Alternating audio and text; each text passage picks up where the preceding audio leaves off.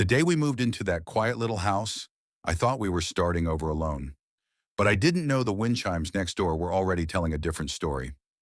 Thank you for returning back to my channel. Please like and comment, or city and location. Also, click the subscribe button.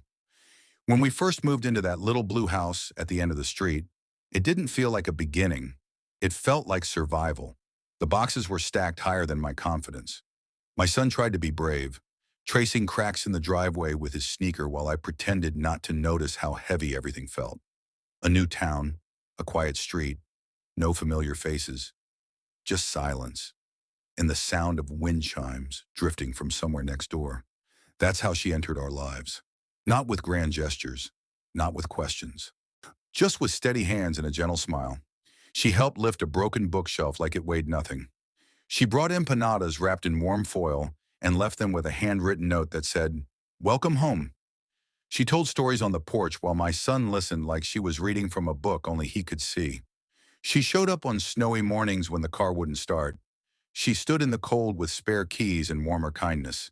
And somewhere between the wind chimes and the soft afternoon light, she stopped being the neighbor. She became family. In quiet hospital rooms, under muted light and the rhythm of machines, she held my hand the same way she had held my heart. Steady, unafraid. When she pressed that small brass key into my trembling palm, it wasn't just metal. It was trust. It was memory. It was everything she was passing forward. After she was gone, the porch felt too still. The wind chimes barely moved. The evenings felt heavier. Grief has a way of making houses echo. But spring doesn't ask permission to arrive. I climbed that small ladder and adjusted the wind chimes myself. My son and I planted flowers along the fence line, bright, stubborn blooms pushing through fresh soil. We laughed again, not because it didn't hurt, but because she had taught us that love doesn't leave when someone does.